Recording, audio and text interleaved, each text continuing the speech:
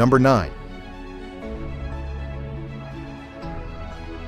When you think of Saturn, your brain probably flashes to plastic body panels, sensible sedans, and no-haggle pricing. Not exactly the stuff of performance legends. But in the mid-2000s, Saturn got a wild hair and decided to go fast. Debuting in 2004, the Ion Red Line was Saturn's answer to the neon SRT4 and Civic Si.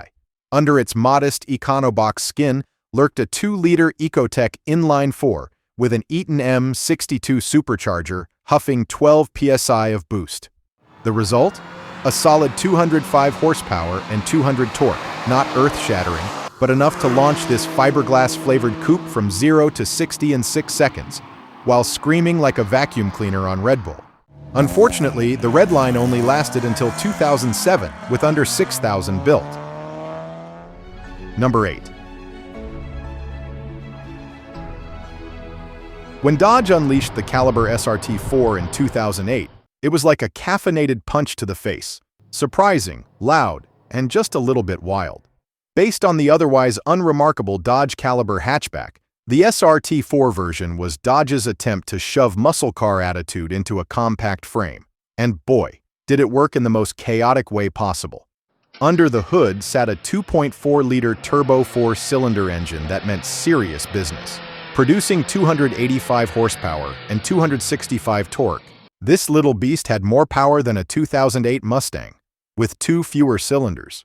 It sprinted from 0 to 60 in just 5.8 seconds. It was the most powerful 4-cylinder car ever offered by an American automaker at the time. The Caliber SRT4 came with a 6-speed manual only. No automatics allowed in this rowdy club. Sadly, this turbo troublemaker only lasted from 2008 to 2009. Number 7.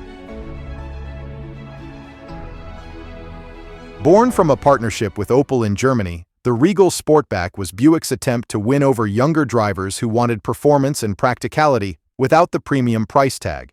Performance came from one engine, but it was a spicy single, GM's trusty 2-liter Turbo 4. Front drive trims dished out 250 horsepower and 260 torque through a slick 9-speed. Car and driver timed a Sportback at 5.6 seconds to 60, about what a mid-90s Corvette managed when everyone owned a Pager. Despite that pep, the Buick still returned 31 miles per gallon highway, proving you don't need 8 cylinders to humble the neighbor's Camry, impress the valet, and keep your fuel budget happily tiny. On the open road, too. Number 6. This wasn't GM's first shot at a performance Cobalt. The earlier supercharged SS version, 2005 to 2007, was decent. But the turbocharged SS? That was the real glow-up. Chevy ditched the blower and stuffed in a 2-liter turbo Ecotec LNF inline-4, good for 260 horsepower and 260 torque. With a slick shifting 5-speed manual, a limited slip differential, and a factory-installed launch control system, the Cobalt SS Turbo could rocket from 0 to 60 in 5.5 seconds. It was faster around the Nürburgring than a Volkswagen GTI and even the BMW E46 M3. It wasn't luxurious, but it was loud, fast, and surprisingly competent on a road course. Number 5. If you think Dodge Neon and immediately picture a cheap EcoBoost with plastic hubcaps and a cassette player, you're not wrong. But you're also not ready for the SRT4. This pocket rocket was Dodge's curveball to the early 2000s tuner scene. And boy, did it make an entrance. Built by Chrysler's Street and Racing Technology division, this was no ordinary Neon. Under its vented hood lurked a 2.4-liter turbocharged inline-4 that cranked out 215 horsepower. Later bumped to 230 horses in 2004. It may have had 4 cylinders, but it punched way above its weight class, launching from 0 to 60 in just 5.3 seconds.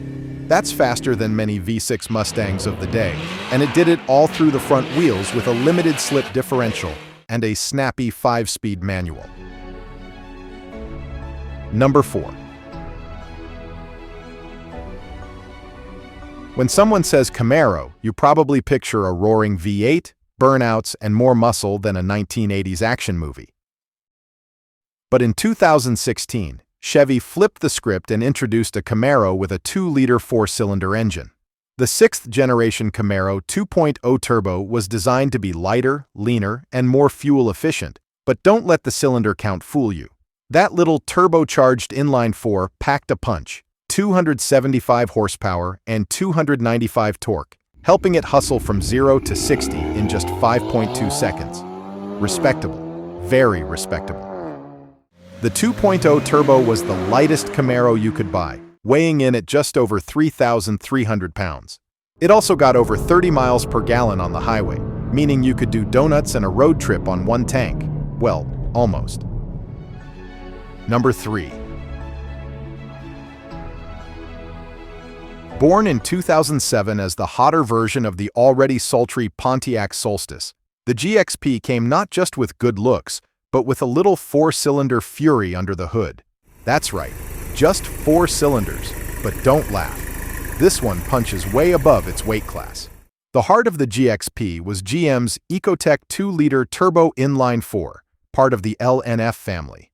With direct injection and a dual-scroll turbocharger, it cranked out 260 horsepower and 260 torque, making it the most powerful production 4-cylinder GM had ever built at the time. And in a coupe that barely tipped the scales over 3,000 pounds, that meant 0 to 60 in just 5.2 seconds. Not too shabby for a car often mistaken for a Miata with a protein shake problem. You could get a GM-approved stage kit from the dealer that boosted power to 290 horsepower and 340 pound-feet. A 4-cylinder muscle car, sort of, and it had the attitude to back it up. Sadly, Pontiac's flame was extinguished not long after, and the Solstice died with it in 2010. Number 2. If you thought 4-cylinder engines were only for grocery getters and budget commuters, the 3rd-gen Ford Focus RS is here to snap that stereotype in half, while sideways drifting through a roundabout. After years of watching Europe hog all the hot RS goodness, Ford finally threw American enthusiasts a turbocharged bone. And not just any bone. This was a 2.3-liter EcoBoost inline-4 ripped straight out of a Mustang, then slapped with RS steroids. With 350 horsepower and 350 torque, this angry squirrel under the hood turned the humble Focus into a fire-spitting AWD menace. 0 to 60, around 4.6 seconds. Quarter mile, low 13s. MPG, who cares when you're hooning? This was the only factory Ford with a drift mode. That's right, Ford literally gave you permission to act like Ken Block in a school parking lot. It was also the last Focus RS ever made, as Ford sadly canned future versions to chase SUV dreams. Number 1. The Ford Mustang has always been a symbol of American muscle, but the 2024 EcoBoost Coupe proves you don't need a V8 to have fun, or turn heads. It's like the gym rat who skips leg day but still outruns everyone on the track. This version of the Mustang packs a 2.3-liter turbo inline-4, cranking out an impressive 315 horsepower and 350 torque. Paired with a 10-speed automatic, it rockets to 60 in around 4.5 seconds, enough to surprise the V8 crowd. The EcoBoost variant was first introduced in 2015 to balance power and efficiency, and it's been sharpening its fangs ever since. The 2024 EcoBoost Coupe begins around $33,500, making Mustang pedigree accessible without the roar and cost of a V8.